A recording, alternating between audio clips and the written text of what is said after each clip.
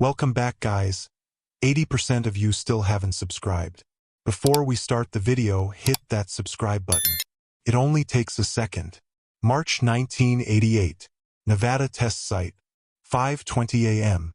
As the sun slowly rose, the desert burned. The heat coming from the sand made the horizon look blurry and wavy. Our group of vehicles was stopped on the road, with engines running, waiting for permission that should have arrived an hour ago. Captain Walter Briggs stood next to his Humvee with his arms crossed, staring at the radio like it owed him an answer. It wasn't the radio that owed him anything. A steady, lifeless crackling sound came from the speakers. There was no sound of approval. Silence ruled the restricted area. I was in the second vehicle with Sergeant Hayes. He had this nervous habit of tapping the steering wheel over and over with 2 fingers. He did this before every patrol we went on together. This time, I could see the tapping had gotten faster. Command had pulled us from regular gate duty at 4 a.m. There was no briefing, no list of supplies, just map coordinates and a single sentence. Emergency rescue priority black. This sentence meant that something had gone wrong during the test flight. It meant we were going to an area that most of the men at the base couldn't see. Whatever we found there, whatever happened, it meant we wouldn't talk about it afterward. Hayes finally broke the silence. "You think it's another drone?" I didn't answer. The night before, Range Command had launched a secret missile test over the southern flats. We heard the roar from 12 miles away, saw the white streak climb into the dark sky, then nothing. No explosion report, no all-clear signal, just silence and a red alert that locked down half the base until dawn. Now we were sitting here in full gear, waiting to clean up whatever came down. Briggs walked back to our truck and leaned through the window. His face was tight, his jaw working like he was chewing words before he spoke them. "We roll in 5. Stay on my 6. No radio chatter unless I call it. Eyes on the ground, not the sky." He tapped the roof twice and walked back to his vehicle. That was the captain. No wasted words. He'd been at Groom Lake for 8 years, ran recovery operations in areas so secret they didn't have names on the map. If he looked tense, you paid attention. At 5:25, the radio crackled once. A single tone, high and sharp, then a voice, dry, clipped, no call sign. "Proceed to Site Echo 12. Retrieve all material. Establish perimeter. Do not start communications until secured." The line went dead. Briggs started his engine. Hayes turned the key and we followed him out onto the dirt track that cut through the flats like a scar. The drive took 40 minutes. No road signs, no markers, just a narrow path worn smooth by years of heavy trucks. The ground on either side was pale and cracked, dotted with low brush that looked dead even in spring. The air smelled like sulfur and burnt rubber. That smell never left the test range. It soaked into your uniform, your skin, and stayed with you long after you left. I kept one hand on my rifle, the other on the case that held our detection equipment: standard radiation monitor, electromagnetic sensor, spectrum reader. Tools we'd used a dozen times before. Tonight, I had a feeling we'd need all of them. At 6:10, we reached the first checkpoint. A single pole with a faded number stenciled in black: Echo 12. Briggs cut the engine and stepped out. Hayes and I followed. The desert stretched flat in every direction, pale sand turning gold as the sun broke the ridge. Ahead, maybe 200 yards out, I saw it. A dark shape half buried in the sand, steam rising from the edges. Not smoke, steam, like the ground was boiling underneath. Briggs raised his binoculars, scanned the area, then lowered them slowly. "That's not a missile." His voice was calm, but there was something under it. Confusion, maybe concern. He turned to us. "Hayes, set the perimeter. Standard spread. Moss, you're with me. Bring the scanner." I grabbed the case and followed him across the sand. The ground crunched under our boots, dry and brittle. As we got closer, the air changed cooler, heavier. My chest felt tight, like the oxygen had thinned out. Hayes called from behind us. "Sir, I'm reading interference on the radio. Strong signal. No source." Briggs didn't stop walking. "Log it." We reached the edge of the crater. It wasn't deep, maybe 4 feet at the center, but wide. The sand around it had fused into glass, smooth and black, reflecting the sky like a mirror. In the middle sat the object. Not a rocket, not a fuselage, just a mass, solid, dark, shaped like nothing I'd seen before. Roughly round, but with angles that didn't match. The surface looked polished, almost wet, but when I crouched closer, I saw it was bone dry. No scorch marks, no burn patterns, just cold black stone sitting in the middle of a desert that should have melted it. I set the case down and opened the radiation monitor. The needle jumped halfway across the scale, then dropped back to 0. I tried again. Same result. Briggs watched without speaking. I switched to the electromagnetic sensor. The display lit up with lines, too many to count, crossing and looping in patterns that made no sense. The frequency range covered everything from low bass hum to high-pitched squeal, all of it coming from the stone. I looked at Briggs. He stared at the mass, jaw tight. "Can you move it?" I reached out with one gloved hand and stopped an inch from the surface. The air around it felt wrong. Not hot, not cold, just thick, like pushing through water. I touched it. The stone was smooth, almost slippery, and the moment my fingers made contact, the hum in the air grew louder. Not in my ears, in my chest. A vibration that rattled my ribs and made my teeth ache. I pulled back fast. Briggs took a step closer and crouched beside me. "What did you feel?" I opened my mouth to answer, but the words caught. The stone had changed not in shape, but in presence. It looked darker now, like it was pulling light into itself instead of reflecting it. The glass around it rippled faintly, tiny waves spreading out like drops on still water. Hayes shouted from the perimeter, "Captain, we've got movement." Briggs stood, rifle up, scanning the horizon. I followed his line of sight. Nothing, just flat desert and empty sky. Then I saw it. A shimmer low to the ground, maybe 100 yards out. Not heat distortion, something else. It moved slow, deliberate, circling the crater in a wide arc.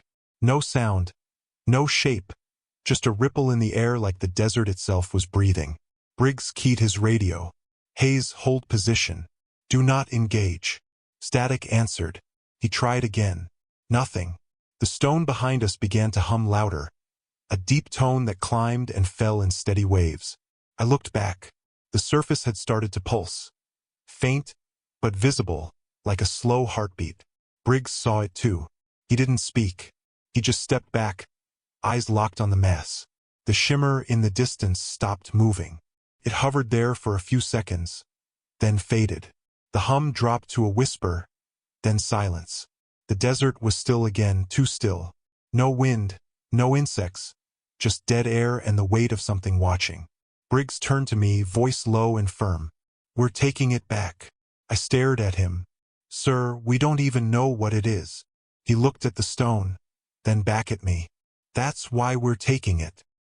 He walked to the truck and returned with a heavy canvas tarp and steel cable. We worked in silence, wrapping the mass carefully, securing it with layers of insulation and straps. The stone stayed cold the entire time, never warming to our touch. When we lifted it, the weight felt wrong, too light for its size, but too heavy for the way it looked. It took all three of us to load it onto the flatbed. Hayes kept glancing at the horizon while we worked, rifle slung across his back, one hand on the grip. By the time we finished, the sun was full in the sky. The heat had returned, brutal and dry, but around the stone, the air stayed cool. Briggs covered it with another tarp and tied it down tight. He looked at both of us, face hard. "We drive straight back. No stops, no radio unless I clear it. If anyone asks what we found, you say equipment debris. Nothing else." Hayes and I nodded. We climbed into the trucks and started the engines. As we pulled away, I looked back once through the side mirror.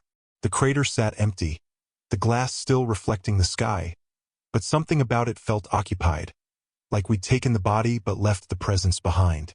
The drive back was quiet, too quiet. Normally, you'd hear the rattle of gear in the truck bed, the low hum of the engine, static from the radio. Today, there was none of that, just silence, thick and heavy, pressing down from all sides. Hayes kept his eyes on the road, both hands locked on the wheel. I watched the instruments. The compass needle drifted slow, never settling on one direction. The fuel gauge flickered between half and full. None of the readings made sense.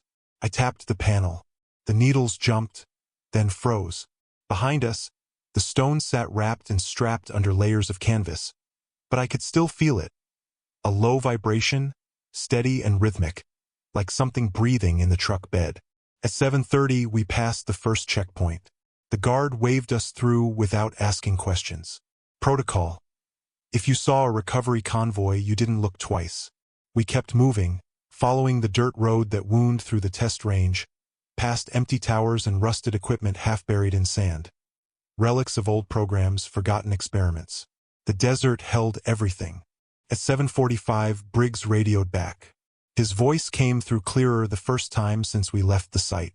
"Moss, how's the cargo?" I glanced through the rear window. The tarp hadn't moved. "Secure, sir." He didn't respond. A few seconds later, the radio hissed, then went silent again. Hayes looked at me. "You feel that?" I did. The air inside the cab had changed, cooler, denser, the same feeling I'd had near the crater. I checked the scanner. The display showed static patterns, random noise across every frequency. Then, without warning, the noise cleared. One single line appeared, sharp and clean, pulsing at regular intervals. I noted the frequency, 47 hertz. Too low for radio, too high for seismic. It was something in between, something that shouldn't exist. Hayes noticed the scanner. "What's it reading?" I didn't answer right away. The line on the screen climbed higher, then split into two, then four, then 8, a cascade of signals, all identical, all perfectly timed. "It's broadcasting," I said quietly. Hayes tightened his grip on the wheel. "From the stone." I nodded. He cursed under his breath and pressed the accelerator. We reached the main gate at 8:15. Briggs stopped at the guardhouse and spoke with the officer on duty. I couldn't hear the conversation, but I saw the officer's face. Confusion, then a nod. He stepped back and waved us through. We drove into the compound, past rows of hangars and admin buildings, until we reached a low structure at the far end. No windows, no markings, just a heavy steel door and 2 guards standing watch. Briggs parked and got out. He motioned for us to stay in the trucks. A few minutes later, the door opened. 3 men stepped out, civilian clothes, no ID badges. They walked straight to the flatbed and lifted the tarp. One of them produced a handheld device similar to ours and ran it over the stone. The screen lit up. He said something to the others, too quiet to hear. They nodded, then waved over a forklift. The stone was unloaded carefully, placed on a padded pallet, and wheeled inside. The door closed behind them. No paperwork, no signatures, just gone. Briggs walked back to us. "We're done here. Return the vehicles. File standard recovery logs, time on site, coordinates, equipment status. Nothing about the object." Hayes spoke up. "Sir, what do we call it in the report?" Briggs looked at him for a long moment. "Unidentified debris. That's all." He turned and walked toward the command building. Hayes and I sat in the truck for a few seconds, neither of us moving. Finally, he started the engine. "Let's get this over with." We drove to the motor pool and parked. I grabbed my gear and the scanner case. The device was still active, screen flickering with leftover signals. I powered it down and locked it in the equipment locker. Hayes stood beside me, arms crossed, staring at the ground. "You think they know what it is?" I shrugged. "If they do, we'll never hear about it." He nodded, then walked away without another word. I stayed there for a minute, listening to the distant hum of generators and the low rumble of aircraft on the flight line. Everything felt normal again, routine. But I knew better. Normal didn't come back that fast. That night, I wrote everything in my field book. The crater, the stone, the shimmer in the desert, the signals, every detail I could remember. Then I tore out the page and hid it in the lining of my locker, same as I'd done before. Some things didn't belong in official reports. Some things stayed personal. I tried to sleep, but the hum kept coming back. Not in my ears, in my chest. The same vibration I'd felt when I touched the stone.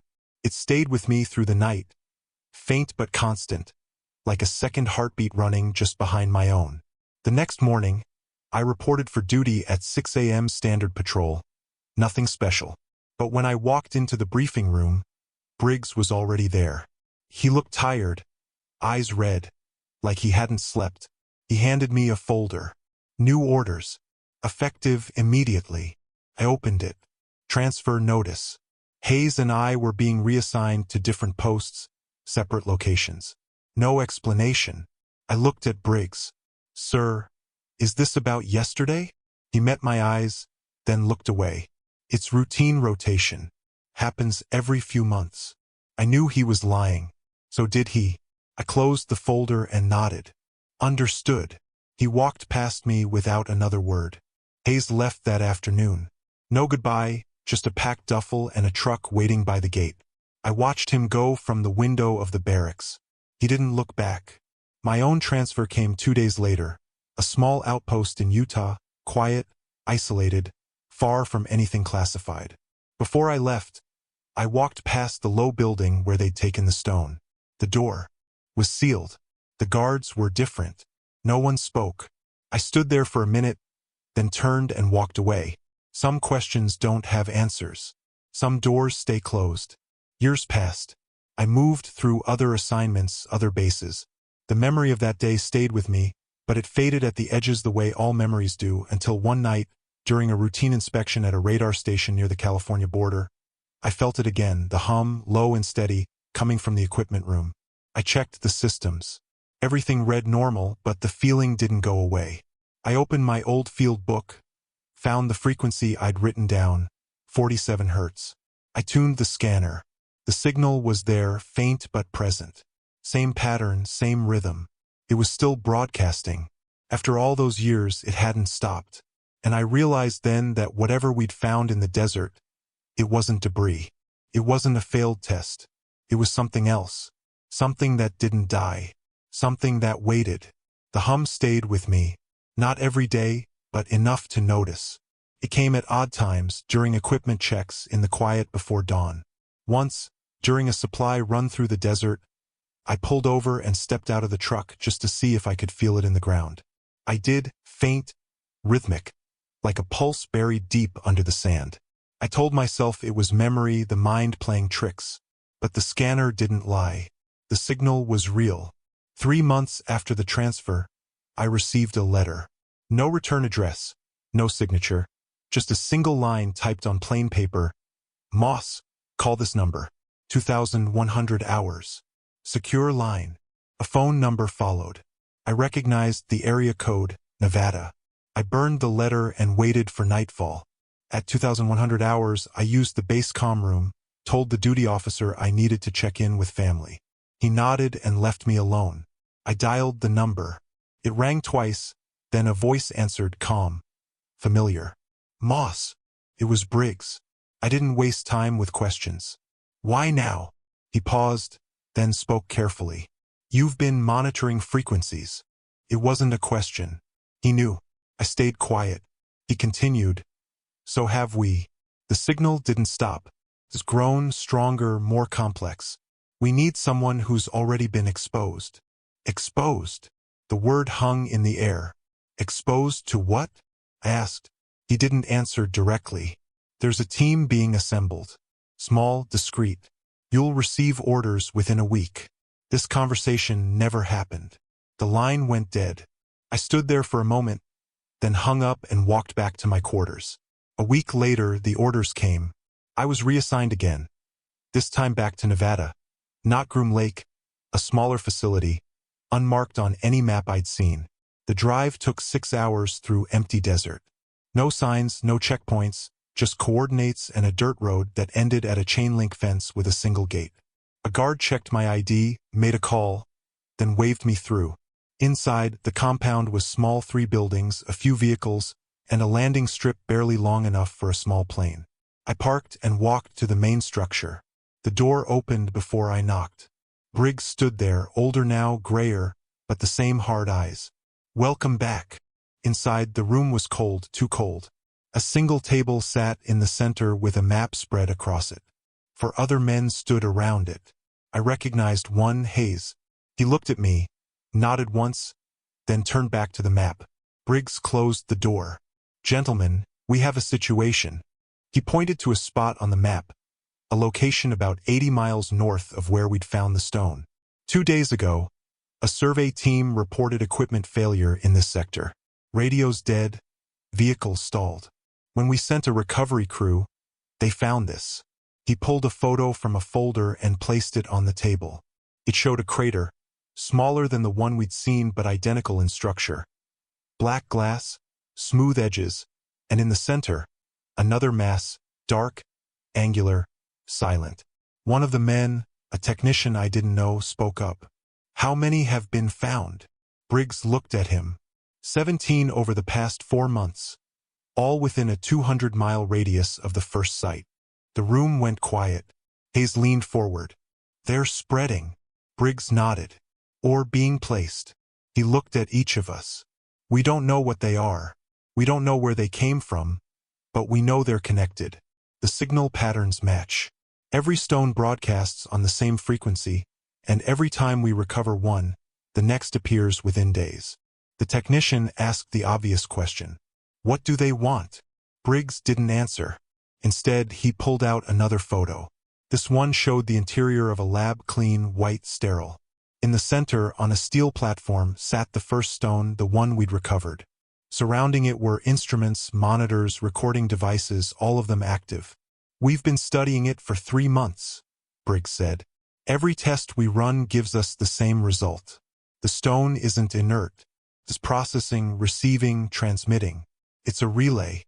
Hayes looked up. "Relay for what?" Briggs met his eyes. "We don't know, but the signals are getting stronger. And 2 days ago, something changed." He placed a final image on the table, a waveform, complex, layered, unlike anything we'd seen. This was recorded at 0330 hours. The stone emitted a pulse, high energy, short duration. When it ended, every piece of electronic equipment within a half-mile radius shut down permanently. No damage, no burn marks, just stopped. The room stayed silent. Briggs continued. "The stone is still active, but now it's waiting. For what, we don't know. Your job is to find out." He handed each of us a folder. "You'll work in pairs. Moss and Hayes, you're on field recovery. Find the stones, secure them, bring them back. The others will handle analysis and containment. You leave at 0600. He closed the map. "One more thing. Whatever you see out there, whatever you experience, it stays classified. No logs, no reports, just verbal debriefs." "Understood." We all nodded. The briefing ended. Hayes and I walked outside together. The sun was setting, painting the desert red. He lit a cigarette and offered me one. I took it. We stood there in silence for a minute. Then he spoke. "You ever think we should have left it where we found it?" I exhaled smoke into the dry air. "Every day." That night I couldn't sleep. The hum was back, stronger than before. I lay in the bunk staring at the ceiling, feeling it in my chest. At 2 o'clock, I gave up and walked outside. The compound was quiet. A single light burned over the main building. I walked to the fence and looked out at the desert. The stars were bright, sharp, cold. And somewhere out there, buried under sand and stone, something was waiting. Not for us, for something else. Something we couldn't see yet. At 6 a.m., Hayes and I loaded the truck. Standard gear, rifles, radios, scanners, recovery equipment, and one new addition. A containment case, heavy steel, lined with lead and electromagnetic shielding. Briggs said it would block the signal. I wasn't sure I believed him. We drove out at 6:15, following the coordinates to the second site. The road was rough, barely more than tire tracks in the dirt. Hayes drove. I watched the scanner. The signal appeared 20 miles out, faint at first, then growing. By the time we reached the coordinates, it filled the screen. The crater was fresh, the glass still warm. The stone sat in the center, larger than the first, maybe twice the size. Same surface, same dark sheen, but this one felt different, active, awake. Hayes parked 50 yards back. We stepped out. The air was thick, humid, wrong for the desert. I powered up the scanner. The readings spiked immediately. Hayes circled the perimeter, rifle low. I approached the stone. The hum grew louder with every step. Not painful, but present, undeniable. I crouched beside it and reached out. My hand stopped an inch from the surface. The air felt solid, dense, like glass that hadn't formed yet. Then it moved. Not the stone. The air around it. A ripple, slow and deliberate, spreading outward in perfect circles. I pulled back. Hayes called from behind. "Moss, we've got company." I turned. The shimmer was back. Not 1-3 circling the crater, moving in sync. No sound. No shape. Just distortions in the air like heat rising from the pavement. Hayes raised his rifle. I shook my head. "Don't." He lowered it but kept his finger near the trigger. The shimmer circled twice, then stopped all at once. They hovered there, equal distance from the stone, like points on a compass. The hum climbed higher. My ears popped. The scanner beeped, then went silent. Screen black. Dead. Hayes backed toward the truck. "We need to move." I agreed. But when I tried to lift the stone, it wouldn't budge. Not because of weight. It felt anchored, rooted, like it was part of the ground itself. I tried again, pulling with both hands. Nothing. The shimmers began to pulse. Faint light, rhythmic, matching the hum. Hayes was at the truck now, engine running. "Moss now." I gave up on the stone and ran. The moment I crossed the crater's edge, the hum stopped. The shimmers faded. The air cleared. I climbed into the truck, breathing hard. Hayes didn't wait. He spun the wheels and drove. I looked back through the mirror. The stone sat alone in the crater, dark and still, but I knew it was watching. We drove for an hour before Hayes spoke. "That's the second time." I nodded. "It's guarding them." Hayes tightened his grip on the wheel. "Or they're guarding us." I didn't have an answer for that. We returned to the compound at 1400. Briggs was waiting. He saw our faces and knew. "You couldn't take it." I shook my head. "It's fixed, locked in place, and something's watching the site." Briggs didn't look surprised. He just nodded and walked us inside. The technician was there, monitoring the first stone. He looked up as we entered. "Captain, we've got a problem." On the screen, the waveform had changed. The steady pulse we'd been tracking was now irregular, chaotic. The technician pointed to a spike. "This started an hour ago, right around the time you reached the second site." Briggs looked at me. "What happened out there?" I told him everything, the shimmers, the hum, the locked stone. When I finished, he was silent for a long moment. Then he turned to the technician. "Pull up the satellite feed. I want to see every stone we've located." The screen changed. A map appeared, 17 red dots scattered across the desert. The technician zoomed in. My chest tightened. The dots weren't random. They formed a pattern, a perfect circle 200 miles across. And at the center, where we stood, was Groom Lake. Hayes saw it too. "They're surrounding the base." Briggs stared at the screen. "Or they're building something." The technician ran a calculation. "If the pattern continues, we'll have a complete ring in 3 weeks." Briggs turned to us. "Then we have 3 weeks to figure out what they want." He dismissed us. Hayes and I walked back to the barracks. Neither of us spoke. The weight of what we'd seen pressed down like a physical thing. That night, the hum returned. But this time, it wasn't alone. Underneath it, faint and distant, I heard something else. A tone, high and clean, almost like a voice. I sat up in the dark, listening. It repeated 3 notes, rising, then silence. I wrote it down in my field book. When I looked at the notes, they matched the pattern from the waveform. The stones weren't just transmitting. They were speaking. The next morning, Briggs assembled the team. "We're accelerating the operation. Every stone needs to be documented and monitored. We're setting up remote sensors at each site." He handed out assignments. Hayes and I were tasked with installing equipment at 5 locations. "You'll have air support. A chopper will drop you at each site, wait while you work, then extract. Fast in, fast out." I raised a hand. "What about the shimmers?" Briggs looked at me. "Avoid engagement. If they appear, document and withdraw. Your priority is the sensors, not the stones. We lifted off at 8 a.m. The helicopter was old, loud, and stripped down to essentials. Just a pilot, a crew chief, and the two of us. The first site was 40 miles north. We landed in a cloud of dust and ran to the crater. This stone was smaller, maybe the size of a basketball. The sensors took 10 minutes to install: cameras, electromagnetic monitors, seismic readers, all wireless, all recording. The shimmers appeared as we finished. Two of them closer this time. I could see the edges now, not solid but structured like frameworks made of light. Hayes backed toward the chopper. Time to go. We climbed aboard and lifted off. The shimmers didn't follow. They just hovered over the stone, motionless, watching. The second and third sites went the same way: install, document, withdraw. By the fourth site, the routine felt normal, almost safe. That's when things changed. The stone was different, larger, asymmetrical, and the crater around it wasn't glass. It was metal, smooth, reflective, fused into the sand like it had been poured. Hayes knelt beside it. This wasn't an impact. I agreed. The metal looked deliberate, manufactured. I set up the sensors while Hayes took photos. The hum here was different too, lower, slower, like a heartbeat instead of a breath. When I powered on the scanner, it didn't read the stone. It read the ground beneath it, a hollow space, 30 feet down, perfectly circular. Hayes saw the reading. There's something under it.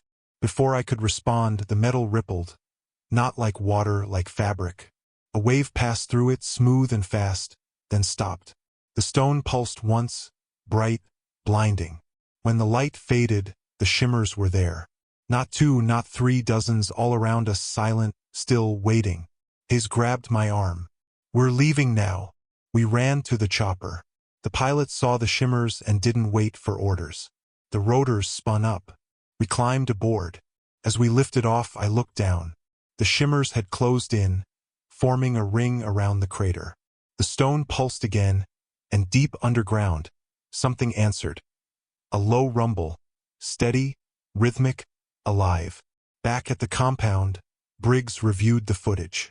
When he saw the metal crater, he stopped the playback. That's not test debris. The technician ran an analysis. The metal composition matches nothing in our database. Alloy unknown. Crystalline structure. No tool marks, no seams. It's a single piece.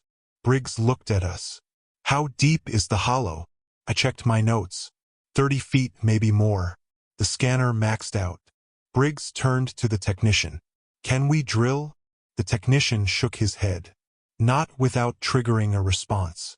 If there's something down there, disturbing the stone could activate it. Briggs was quiet for a long time. Then he made a decision. We're not drilling. We're listening. That night, he deployed seismic monitors at every site. Deep sensors, listening for movement, vibration, anything below the surface. The data came back within hours. Every stone sat above a hollow space. Every hollow was the same size, and every hollow was connected. A network spreading beneath the desert like roots. Hayes and I stood in the monitoring room, watching the 3D map build itself on the screen. The tunnels formed a web, all leading to one central point, Groom Lake. Briggs stared at the map. They're not surrounding us. They're underneath us. The technician's voice was quiet. And they've been here the whole time. The discovery changed everything. Briggs ordered a lockdown, no flights, no personnel movement outside essential operations. The compound became a fortress, quiet and tense. Every man knew something was wrong, but only a few of us knew the details. The stones, the tunnels, the pattern beneath our feet. At night, the hum was louder. Not in the air, in the ground. You could feel it through the floor of the barracks. A steady vibration that made sleep impossible. I stopped trying. Instead, I sat at the monitoring station watching the sensors. The data scrolled in real time. Seismic activity, electromagnetic pulses, thermal shifts, all synchronized, all deliberate. Hayes found me there at 3 a.m. He looked as tired as I felt. Can't sleep either. I shook my head. He pulled up a chair and stared at the screen. The central point on the map pulsed every few seconds. Groom Lake, right beneath the main hangar. You think they know? Hayes asked. I knew what he meant. Command the Pentagon, the men who built this place. If they do, they're not saying. Hayes leaned back. Or they've always known. The thought had crossed my mind. The base had been here for decades, built on empty desert, or so the story went. But what if it wasn't empty? What if they'd found something long before we did? And what if that's why Groom existed at all? At 4 o'clock, Briggs called an emergency meeting. The team assembled in the briefing room. He didn't waste time. We've received new intelligence. Satellite imaging shows thermal blooms at every stone site, increasing in intensity. Projected timeline puts us at critical threshold in 72 hours. The technician brought up the thermal map. Each site glowed red, heat signatures rising from the ground. What happens at critical? Hayes asked. Briggs looked at him. We don't know, but based on the pattern, we believe the stones will activate simultaneously. The room stayed silent. I spoke up. Activate how? Briggs pulled up another image, a simulation. The stones pulsing in sync, energy waves spreading outward, converging at the center. Groom Lake. This is theoretical, but if correct, the combined output could generate an electromagnetic pulse strong enough to affect everything within a 500-mile radius. One of the other men, Sergeant O'Neill, spoke for the first time. An EMP? Briggs nodded. Or worse, we don't know what these objects are capable of, but we can't wait to find out. He handed out new orders. We're going to attempt removal again. All 17 stones, simultaneous extraction. If we can break the network, we might stop the sequence. I looked at Hayes. His face said what I was thinking. This was a bad idea, but there weren't any good ones left. The operation launched at 6 a.m. 17 teams, 17 sites, air support and ground crews. Hayes and I were assigned to the fourth site, the one with the metal crater. We lifted off in the pre-dawn dark, flying low and fast. The desert below was still. No lights, no movement, just empty sand and scattered stone. The pilot's voice crackled over the headset. ETA 3 minutes. I checked my gear, heavy lift cables, hydraulic winch, containment case, everything we'd need to move the stone if we could move it at all. We touched down at 6:18. The crater was still there, metal shining in the early light. The stone sat in the center, dark and silent. No shimmers, no hum, just stillness, too much stillness. Hayes and I moved fast, rigging the cables around the stone. The surface was cold, colder than it should have been. Frost formed where the metal touched my gloves. I keyed the radio. Briggs, stone is secured. Beginning lift. His voice came back. Copy. All teams in position. Initiate on my mark. I signaled the pilot. The winch cable pulled tight. The chopper lifted. The stone didn't move. The cable strained, vibrating with tension. The pilot increased power. Still nothing. Then, without warning, the metal crater rippled again. Not a wave this time, a fracture. Cracks spread from the center, thin and precise, like veins. Hayes grabbed my arm. Moss, look. I followed his gaze. The cracks were glowing, faint blue light, pulsing beneath the surface.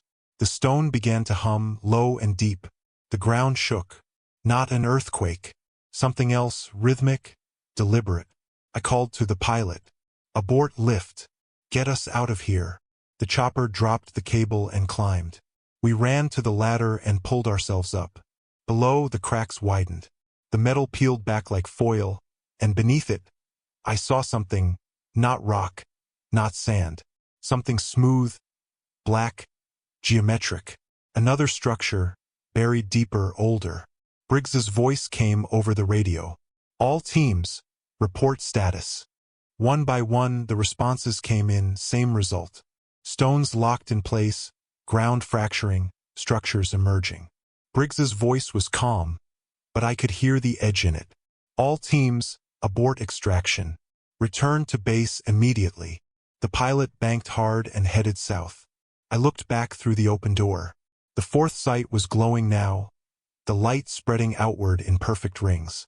And in the center, rising slow and steady, was a shape, tall, angular, silent. It climbed from the ground like something waking from sleep.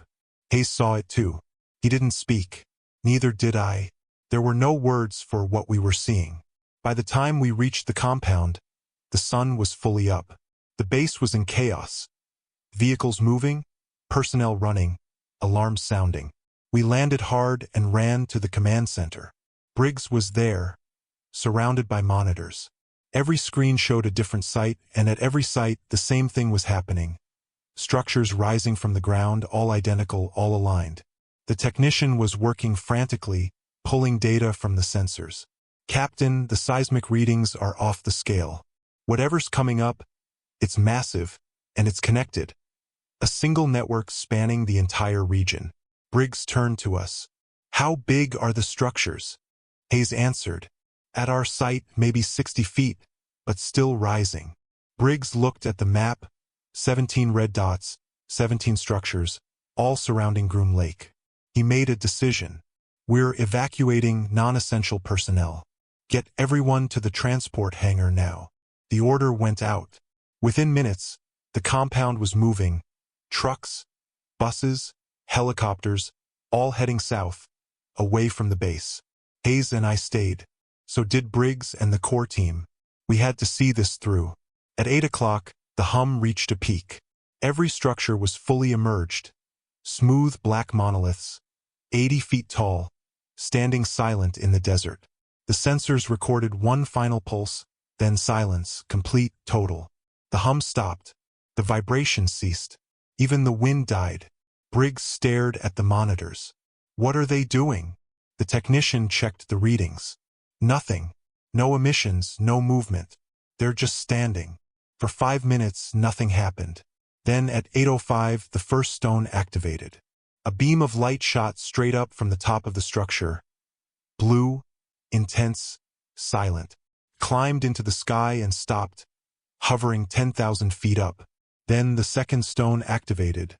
Then the third. One by one, all 17 structures sent beams into the sky.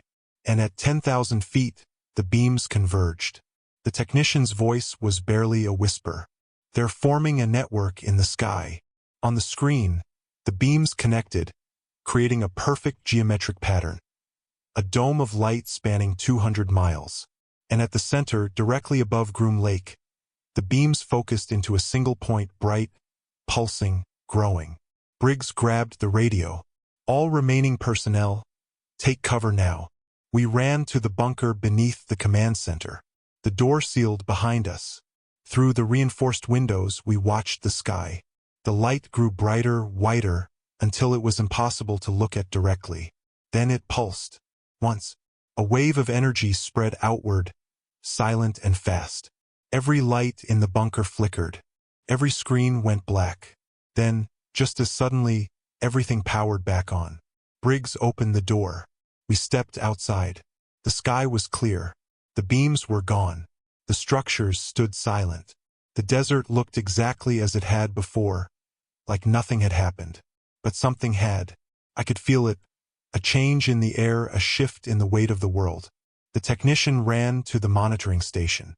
"Captain, all sensors are offline. No readings, no data. It's like they've been wiped." Briggs looked at the horizon. "Or reset." I followed his gaze. In the distance, I could see one of the structures. Tall, dark, motionless, but not empty. Felt occupied, aware, waiting. Over the next 48 hours, teams were sent to investigate the structures. Every attempt to approach was met with the same result. At 100 yards, equipment failed. At 50 yards, personnel reported disorientation, nausea, memory loss. No one made it closer than 30 yards. The structures remained untouched, unexplained. After a week, the decision came down from command: cordon off the sites, establish exclusion zones, monitor from a distance. Do not engage. The official story was a classified test, experimental energy research. The public never knew, and most of the personnel on base never knew the full truth. Just that something had happened, something had changed, and nothing would be the same. Hayes and I were reassigned again, different posts, far from Nevada. Before I left, Briggs pulled me aside. "The stones are still active. We're monitoring 24/7. If anything changes, you'll be called back. I nodded. What do you think they are? Briggs looked out at the desert. I think we weren't the first ones here, and we won't be the last. That was the last time I saw him. I transferred to a quiet post in Colorado, desk work, training, nothing classified. For a few years, life was normal. Then one night, I felt it again, the hum. I was at home, alone, reading. The floor vibrated once, twice, then stopped. I checked the scanner I'd kept all these years. The signal was back, 47 hertz, stronger than before. I logged the date and time. The next day, the news reported an earthquake, 4.2 magnitude, epicenter near Groom Lake. I made a call. Secure line. Briggs answered. You felt it. I did. He told me 3 more structures had appeared, different locations, further north. The pattern was expanding.